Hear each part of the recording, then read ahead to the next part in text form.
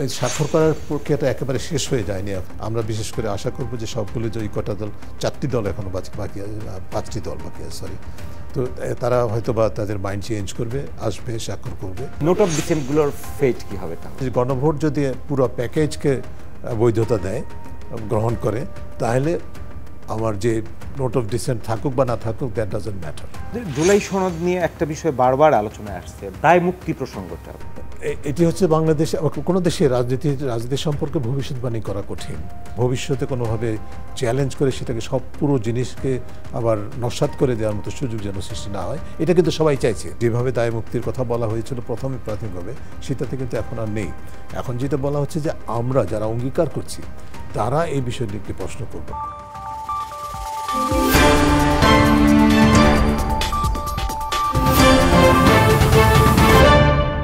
প্রিয় দর্শক, টিভিএস এর নিয়মিত আয়োজন রোড টু ইলেকশনে আপনাদের স্বাগতম। আজ আমাদের সাথে অতিথি হিসেবে আছেন ট্রান্সপারেন্সি ইন্টারন্যাশনাল বাংলাদেশের নির্বাহী পরিচালক ডক্টর ইফতেখারুজ্জামান। ডক্টর ইফতেখারুজ্জামান, আপনাকে আমাদের আলোচনায় স্বাগতম। ডক্টর ইফতেখারের আরও একটা পরিচয় আছেন, তিনি বাংলাদেশ দুর্নীতি দমন কমিশন সংস্কার কমিশন যেটা গঠন করা হয়েছিল সেটার প্রধান ছিলেন, এবং আরও একটা পরিচয় আছে, এখন জাতীয় ঐক্যমত কমিশন যেটা আছেন সেটারও তিনি একজন সদস্য। আপনি কেমন আছেন? ভালো আছি। আপনি জাতীয় ঐক্যমত কমিশনেরও একজন সদস্য। জাতীয় ঐক্যমত কমিশন আপনার কয়েকদিন আগে জুলাই সনদ স্বাক্ষরিত হলো, সেখানে 25টা দল স্বাক্ষর করেছে সব মিলায়ে। 30টা দলের সাথে আপনাদের বৈঠক হয়েছে, কয়েকটা দল স্বাক্ষর করেনি। যে স্বাক্ষর না করার ভিতরে এনসিপি আছে আর বাম কয়েকটা সংগঠন আছে। তাহলে যে ঐক্যমতের কথা বলা হচ্ছিল, কয়েকটা দল স্বাক্ষর না করায়, এখানে কি অনৈক্যের কোনো সুর বেজে উঠলো? স্বাক্ষর করার প্রক্রিয়াটা একেবারে শেষ হয়ে যায়নি এখনো পর্যন্ত। আমাদের পক্ষ থেকে আমাদের সহসভাপতি বলেছেন, ঘোষণা দিয়েছেন যে এটা আরও পরবর্তীতে স্বাক্ষর করা সুযোগ থাকবে। আমরা সেটা সুনির্দিষ্টভাবে সেটাই মনে করি, এবং এখনও আলোচনা চলছে। আমরা বিশেষ করে আশা করব যে সবগুলো যে কটা দল, 4টি দল এখনও বাকি আছে, 5টি দল বাকি আছে, সরি। তো তারা হয়তো বা তাদের মাইন্ড চেঞ্জ করবে, আসবে, স্বাক্ষর করবে। যদি হয় তো সেটা ভালো, না হলে আনফর্চুনেটলি এটা ইনকমপ্লিট থেকে গেল। কিন্তু তার মানে এই না যে এই জাতীয় সনদটা বাতিল হয়ে যাবে। এটার বাস্তবায়ন প্রক্রিয়া কি হবে সেটা নিয়ে আসলে এখন একটা ডিবেট বা বাহাস চলছে। কেউ বলছে রাষ্ট্রপতির সাংবিধানিক আদেশ, কেউ বলছে আদেশের মাধ্যমে গণভোট। এটা আসলে কোন দিকে যাচ্ছে আমরা একটু ক্লিয়ারলি বুঝতে চাই। আমি পার্সোনালি আনফর্চুনেটলি এখন পর্যন্ত আমরা নিজেরও ঐক্যমত্য কমিশন 100% এখনও ডাইরেকশনটা পাচ্ছি না। আমরা যে বিশেষজ্ঞরা আছেন তাদের অভিমত, বিভিন্ন পর্যায়ে নেওয়া যে অভিমত এবং রাজনৈতিক দলগুলোর যে পরামর্শ, সেগুলোকে সমন্বয় করে একটা প্রস্তাবের মধ্যে আসতে চাচ্ছি, এবং সেই প্রস্তাবটা কী হতে পারে সেটা নিয়ে আমরা সর্বশেষ পর্যায়ে এই পর্যায়ে আলোচনা করছি আমাদের বিশেষজ্ঞ প্যানেলের সাথে। তার উপর ভিত্তি করে আমরা আশা করছি যে এটাকে আমরা একটা জায়গায় নিয়ে যেতে পারবো যেটা সকলের কাছে গ্রহণযোগ্য প্রস্তাব হবে বা বাস্তবায়ন নির্দেশনা হবে, যেটি অন্তর্বর্তী সরকার বাস্তবায়নের জন্য যথাযথ পদক্ষেপ গ্রহণ করতে পারবে। তার মধ্যে মূল যে প্রত্যাশাটা হবে, যেটা সবাই চাইছে, আমরা মনে করি শুধু রাজনৈতিক দলগুলো না, দেশের প্রতিটি মানুষ চাইবে যে সংস্কার প্রস্তাবগুলো হচ্ছে সেগুলো বাস্তবায়নের জন্য 1 নম্বর হচ্ছে যে বাধ্যবাধকতা থাকবে সবগুলো রাজনৈতিক দলগুলোর পরে অঙ্গীকারের পাশাপাশি। দ্বিতীয় হচ্ছে যে এক ধরনের লিগ্যাল ভ্যালিডিটি বা আইনগত বৈধতা সর্বোচ্চ মাত্রায় থাকবে। সেই কারণে কিন্তু উদাহরণস্বরূপ আমি এটুকু বলতে পারি যে মোটা দাগে সবাই একমত হয়েছে, আমরা চাই যেটা গণভোটের বিষয়টা। গণভোট কেন? গণভোট হচ্ছে যে হাইয়েস্ট লিগ্যাল অথরিটি, কনস্টিটিউশনের ঊর্ধ্বে, আইনের ঊর্ধ্বে, অর্ডিন্যান্সের ঊর্ধ্বে গণভোট। যেভাবে যেমন গণরায়ের উপর ভিত্তি করে অন্তর্বর্তীকালীন সরকার গঠিত হয়েছে, এটা যতই কেউ বলুক না কেন আনকনস্টিটিউশনাল যুক্তি থাকতে পারে যুক্তি, কিন্তু যেটা সত্যিকার অর্থে ক্ষমতার যে সর্বোত্তম সূত্র জনগণের রায়, সেটার উপর ভিত্তি করে যেরকম অন্তর্বর্তীকালীন সরকার হয়েছে, একইভাবে যেন এই ঐক্যমত্য কমিশনের বা যে জাতীয় সনদের যে বিষয়টা, সেটার উপর যেন সর্বোচ্চ আইনি বৈধতা নিশ্চিত করা যায়, সেটা নিশ্চিত করার জন্য বিশেষজ্ঞ প্যানেলের কথা বলছেন। বিশেষজ্ঞ প্যানেলের এরকম একটা সুপারিশ আজকের সংবাদপত্রে এসেছে, যেটা হলো আপনার গণভোট, সেটা জাতীয় নির্বাচনের সাথে হোক আর আগে হোক, একসময় হওয়ার প্রস্তাব করছে, সরকার এটা নির্ধারণ করবে। তো গণভোটে বলা হচ্ছে, গণভোটে ইউজুয়ালি ইয়েস নো হয়, হা না ভোট। তাহলে আপনার এই জুলাই সনদে যে 84টা প্রস্তাব আছে, এর ভিতরে অনেকগুলো মেজর প্রস্তাবে নোট অফ ডিসেন্ট আছে। সেই নোট অফ ডিসেন্ট অ্যাসেটগুলোর ফেট কি হবে তাহলে? এটিও এখন পর্যন্ত 100% নির্ধারিত হয়নি বা পরিষ্কার হয়নি, বলবো নির্ধারিত পরিষ্কার হয়নি। এই অর্থে যে একটা যেতে মতবাদ আছে বা ধারণা আছে বা বলে যে সায়েন্স বিজ্ঞান আছে বা যে যুক্তি আছে, যে সেটা হচ্ছে যে গণভোট যদি পুরো প্যাকেজকে বৈধতা দেয়, গ্রহণ করে, তাহলে আমার যে নোট অফ ডিসেন্ট থাকুক বা না থাকুক, দ্যাট ডাজন্ট ম্যাটার। যে প্রস্তাবগুলো আছে তখন সেটাকে ধরে নিতে হবে, সেটার উপরই জনগণ রায় দিয়েছে। এই জিনিসটার মানে বিষয়টাকে আরও বেশি পরিষ্কার করার জন্য আমরা এক্সপার্ট। বিষয়টা তো অনেক জটিল। বিষয়টা হ্যাঁ অবশ্যই জটিল, কারণ যেই দলগুলো যেই বিষয়ের উপরে নোট অফ ডিসেন্ট দিয়েছে তারা কিন্তু ব্যাখ্যা সহ দিয়েছে এবং সেই ব্যাখ্যাও কিন্তু সনদে আছে। তারা বলছে এই যুক্তিতে আমরা এটা মানছি না। তাহলে যে ভোট দিবে গণভোটে তার তো এইগুলো জানাও দরকার আছে, ইনফর্ম ডিসিশন। এই ইনফর্ম ডিসিশন, যে সাংবিধানিক পরিবর্তনের যে বিষয়গুলো সেগুলো তো প্রকাশিত করতে হবে, জনগণকে জানাতে হবে। কিন্তু আশা করছি আমরা যে কোয়েশ্চেন হয়তো বা এমনভাবে হবে যাতে করে সাধারণ মানুষ, সকল ভোটাররা একটা প্যাকেজের উপরে ভোট দেয়। আমি সংস্কারের পক্ষে বা বিপক্ষে, যে জাতীয় সনদের উপর ভিত্তি করে যে সংস্কার প্রস্তাবগুলো করা হয়েছে তার পক্ষে আমি রায় দিচ্ছি, এই যুক্তিটা। অর্থাৎ সেই রায়টা যদি এমনভাবে ইন্টারপ্রেট করা যায় যে এর মধ্যে নোট অফ ডিসেন্ট আছে কি নেই সেটা ডাজন্ট ম্যাটার, আমি এটার পক্ষে। In that case note of ডিসেন্টটা যেটা আর্গু করা হচ্ছে, ধরে নেওয়া হবে যে নোট অফ ডিসেন্টটা আর ভ্যালিড থাকলো না। কিন্তু অন্যরা বলবে, যারা নোট অফ ডিসেন্ট দিয়েছে তারা হয়তো বলবে যে না, আমি সেটা মানি না। কাজে এক ধরনের কনফিউশন। তাহলে গণভোটে যদি ওই পক্ষ আপনার নেগেটিভ ক্যাম্পেইন করে, উদাহরণস্বরূপ কোনো দল, বেশিরভাগ দল চেয়েছে যে, সব দল চেয়েছে যে উচ্চকক্ষ থাকবে, কিন্তু কোনো দল চেয়েছে যে উচ্চকক্ষ হবে কি বলে যে পপুলার ভোটের প্রপোর্শনেট, যেটা পিআর। কেউ চাচ্ছে পিআর, কিন্তু কেউ হচ্ছে আসন ভিত্তিক। যারা আসন ভিত্তিক তারা নোট অফ ডিসেন্ট দিয়েছে, কারণ বেশিরভাগের মতামত হচ্ছে যে কি বলে পিআর ভিত্তিক। আসন ভিত্তিক নোট অফ ডিসেন্ট দিচ্ছেন কারা? তারা যে ভাবছেন যে আমাদের হাতে ক্ষমতাটা থাকা দরকার, আমরা নির্বাচিত হচ্ছি, আমরা ক্ষমতায় যাব, কাজে আমি পিআরের ভিত্তিতে যদি করি উচ্চকক্ষ, তাহলে উচ্চকক্ষের উপর আমার নিয়ন্ত্রণ হারিয়ে ফেললাম, অর্থাৎ আইন প্রণয়ন প্রক্রিয়া আমার নিয়ন্ত্রণ চলে গেল। এই যে বিষয়টি, এটাই কিন্তু আসলে আমাদেরকে, ওই যে আমি শুরুতে যেটা বলেছিলাম, ক্ষমতাকে অপব্যবহার করার সুযোগ, ক্ষমতাকে জনগণের কাছে জবাবদিহি করার যে বাধ্যবাধকতা সৃষ্টি করার পথে অন্তরায় সৃষ্টি করছে যারা, তারাই হচ্ছে আসলে বাস্তব সংস্কার পরিপন্থী। কিছুদিন আগে প্রধান উপদেষ্টার একজন বিশেষ সহকারী উনি বলেছিলেন যেটা হলো যে 16 বছরেই সবকিছু শেষ হয়ে গেছে, এটা ঠিক না, আগে থেকেই শুরু হয়েছে, আমাদের ডিএনএ করাপ্ট। এ ধরনের আফসোস করেও একটা কথা উনি বলেছেন।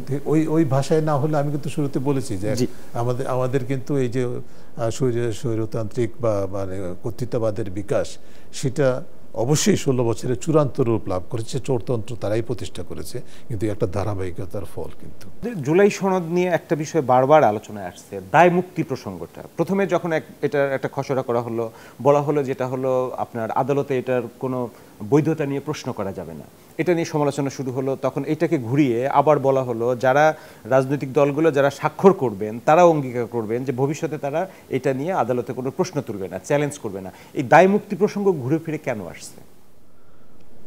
এটি হচ্ছে বাংলাদেশে, কোনো দেশে রাজনীতি সম্পর্কে ভবিষ্যৎবাণী করা কঠিন।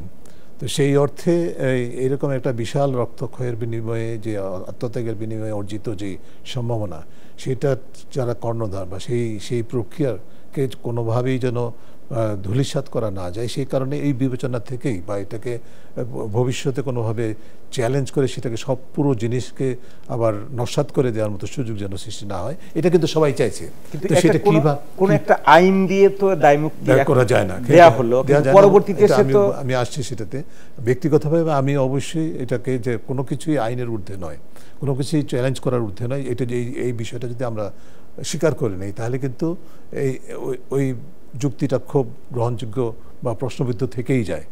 কাজে এইখানে কিন্তু আমরা কিন্তু সেই জায়গা থেকে ঐক্যমত্য কমিশন সরে আসছে। এখন কিন্তু আর যেভাবে দায় মুক্তির কথা বলা হয়েছিল প্রথমে প্রাথমিকভাবে, সেটাতে কিন্তু এখন আর নেই।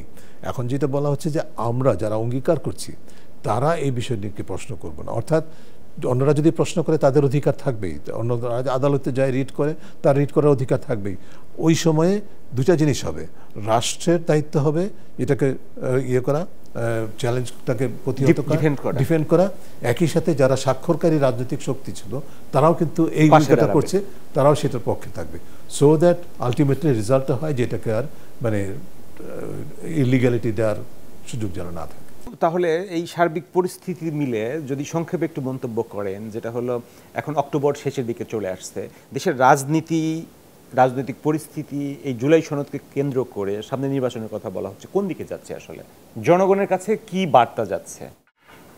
আমাদের তো আসলে অন্তর্বর্তীকালীন সরকারের হাতে অর্পিত যে দায়িত্বটা ছিল তার তিনটা আঙ্গিক ছিল। একটা তো হচ্ছে বিচার, রাষ্ট্র সংস্কার এবং নির্বাচন। তিনটা কিন্তু একটা আরেকটা থেকে বিচ্ছিন্ন নয়, এবং সেইটারই কিন্তু বিভিন্নভাবে বহিঃপ্রকাশ আমরা দেখছি।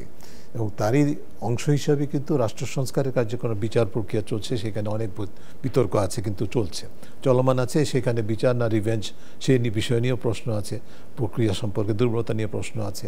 কাজে এই বিষয়গুলো পৃথিবীর সব দেশে এরকম বিশাল আন্দোলন পরবর্তী সময়ে এই প্রশ্নগুলো থাকে। বাংলাদেশের ক্ষেত্রে এটা থাকবে, এটা কোনো খুব বিশাল একটা ব্যতিক্রমী কিছু বলে আমি মনে করি না। তবে এই যে প্রক্রিয়াটা চলছে সেটি আরও শুদ্ধ হতে পারতো, আরও পরিশুদ্ধ হতে পারতো, আরও বেশি এখানে স্বচ্ছতা জবাবদিহিতা নিশ্চিত করা যেত। এগুলো নিয়ে বিতর্ক আছে।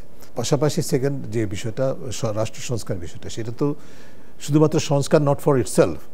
সংস্কারের একটা তো অন্যতম বিষয় ইতিমধ্যে যতটুকু আলোচনা করলাম আমরা, যে দুর্নীতি প্রতিরোধ থেকে শুরু করে সার্বিকভাবে অন্য প্রাতিষ্ঠানিক সংস্কারগুলো, পাশাপাশি এই সংস্কার is leading towards national election. আমাদের যে সংস্কার কার্যক্রম তার মধ্যে কিন্তু অন্যতম একটা ক্ষেত্র ছিল নির্বাচন প্রক্রিয়া সংস্কার। তার উপর ভিত্তি করে নির্বাচন হবে, সেটাই প্রত্যাশিত। এবং সেই হিসাবে সার্বিকভাবে বিবেচনায় নিয়ে আমরা যেটা দেখতে পাচ্ছি, নির্বাচনের মোটামুটিভাবে একটা সময়কাল নির্ধারণ করা হয়েছে। নির্বাচন বাংলাদেশে হতেই হবে, যেটা ইতিমধ্যে বলা হচ্ছে, সেটার বিকল্প কিন্তু সামথিং এটা উই ক্যানট অ্যাফোর্ড। এটা হবে নির্বাচন, এবং সেই দিকেই দেশবাসী তাকিয়ে আছে, মুখিয়ে আছে। এবং সেই নির্বাচনের উপর ভিত্তি করে একটা নতুন সরকার ক্ষমতায় আসবে, তারা এই তাদের উপর অর্পিত দায়িত্বটাকে যথাযথভাবে পালন করে দেশকে সামনের দিকে এগিয়ে নিয়ে যাবে, সেটাই প্রত্যাশিত। কিন্তু ইতিমধ্যে আমরা যেটা আমাদের যে আপনার প্রশ্নের উত্তরে যেটা উদ্বেগের জায়গাগুলো, তার মধ্যে অন্যতম হচ্ছে যে সবগুলো রাজনৈতিক দল যারা এখন অ্যাক্টিভলি ইনভলভ, তারা ক্ষমতায় রাজনীতিতে অংশগ্রহণ করবেন কি করবেন না, সেটা নিয়ে বিতর্ক বা প্রশ্ন কিন্তু অনেক সময় উত্থাপিত হচ্ছে। আমি আশা করি যে সেটার সম্ভাবনা, এবার নির্বাচন বয়কট এই কথাটা কিন্তু আমাদের শুনতে হবে না বলে আমরা আশা করি, আমি অন্তত বিশ্বাস করি। দ্বিতীয় যে বিষয়টা, সেটা হচ্ছে নির্বাচন যখন হবে তখন নির্বাচন সুষ্ঠু, নিরপেক্ষ, গ্রহণযোগ্য হবে, এই বিষয়টা নিশ্চিত করার জন্য যে অন্যতম উপাদানগুলো, যে লেভেল প্লেইং ফিল্ড, সমান প্রতিযোগিতার ক্ষেত্র সৃষ্টি করা, সেইটার দায়িত্ব যেই শক্তিগুলোর উপরে, তাদের ভূমিকাটা খুব ক্রুশিয়াল হবে। অন টপ অফ এভরিথিং হচ্ছে নির্বাচন কমিশন। তারা কি আসলে সত্যিকার অর্থে বিতর্কের ঊর্ধ্বে ভূমিকা পালন করতে পারবে কিনা, সেটা কিন্তু আপনার মিডিয়া হোক, আমাদের মতো সংস্থা, মেজর চ্যালেঞ্জ আছে তাদের সামনে। সবচেয়ে বড় চ্যালেঞ্জটাই হচ্ছে যে নির্বাচনকালে যে প্রশাসন, আমলাতন্ত্র, আইন প্রয়োগকারী সংস্থা, তার সহায়ক শক্তিগুলোকে একটা নিউট্রাল, নন পার্টিজান অবস্থানে নিয়ে আসা, সেটা হচ্ছে সবচেয়ে বড় চ্যালেঞ্জ। কারণ নির্বাচন কমিশন একা নির্বাচন করে না, নির্বাচন কমিশনের অত্যন্ত গুরুত্বপূর্ণ সম্পূরক সহায়ক ভূমিকা পালন করে, বিশেষ করে আইন প্রয়োগকারী সংস্থা এবং প্রশাসন। আমরা যে আইন প্রয়োগকারী সংস্থা এবং প্রশাসন নিয়ে এখন রাষ্ট্র চলছে, সেটি কিন্তু সত্যিকার অর্থেই মানে সংস্কারকৃত আইন প্রয়োগকারী সংস্থা এবং প্রশাসন, সেটা কিন্তু বলার কোনো সুযোগ নেই। যেটা বড় যেটা হয়েছে, সেখানে তিন ধরনের শক্তি এখানে কাজ করছে। একটা হচ্ছে যে এক ধরনের দলীয়করণ থেকে আরেক ধরনের দলীয়করণের প্রতিস্থাপন হয়েছে। দ্বিতীয় হচ্ছে যে একটা শক্তি আছে যারা আগের পতিত শক্তিরই ধারক বাহক, এরা কিন্তু বিভিন্নভাবে কাজ করার, প্রভাব সৃষ্টি করার চেষ্টা করছে বা করবে। আরেকটা হচ্ছে যে কিছুটা ধরেন সার্বিকভাবে এই প্রতিকূল অবস্থার মধ্যে যারা নিউট্রাল ভূমিকা পালন করতে পারে, তাদের সংখ্যা তুলনামূলকভাবে বা হার তুলনামূলক খুবই কম। এই যে তিন ধরনের শক্তি এই সার্বিক স্পেসের মধ্যে আছে, তাদেরকে একটা জায়গায় নিয়ে এসে একটা নির্বাচন অনুকূল পরিবেশ সৃষ্টি করা, it's not going to be easy for election commission. এই বিষয়টাকে পর্যবেক্ষণ করার মতো একটা বিষয়। রাজনৈতিক দলগুলো যারা অংশগ্রহণ করবে নির্বাচনে, তারা সত্যিকার অর্থে সুষ্ঠু লেভেল প্লেইং ফিল্ড নির্বাচন চায় কিনা, সেটাও কিন্তু দেখার বিষয়। ইতিমধ্যে আমরা যেই চর্চাটা দেখেছি, আমি যেটা আগে বললাম 5 আগস্টের পর থেকে যেই চর্চাটা শুরু হয়েছে, এটা আমাদের সময়, এখন আমাদের পালা যেটা, সেই আমাদের পালার প্রতিফলন যদি আমাদের নির্বাচনে আবার হয়, যেটির ধারা ইতিমধ্যে আমরা কিছু কিছু ইঙ্গিত দেখতে পেয়েছি, আমরা যেটা আগে বললাম। সেই ক্ষেত্রে কিন্তু সত্যিকার অর্থে সুষ্ঠু নির্বাচন করাটা খুব কঠিন, এবং এখানে যে উপাদানটা কাজ করবে সেটা হচ্ছে অন্যতম শক্তি হিসাবে বা অন্যতম অনুঘটক হিসাবে, সেটা হচ্ছে influence of money and muscle, অর্থ এবং পেশি শক্তির প্রভাব। অর্থ এবং পেশি শক্তির প্রভাব যে এই আসন্ন নির্বাচনও ভূমিকা পালন করবে, সেটার কিন্তু বহু ইঙ্গিত আমরা ইতিমধ্যে দেখেছি। কোনো দলের নিজেদের মধ্যে বিভিন্ন ধরনের দ্বন্দ্ব থেকে শুরু করে এমনকি সহিংসতা ঘটনা ঘটেছে, এবং নির্বাচনকে কেন্দ্র করে, নির্বাচনের সুযোগটাকে কেন্দ্র করে এটা ঘটছে।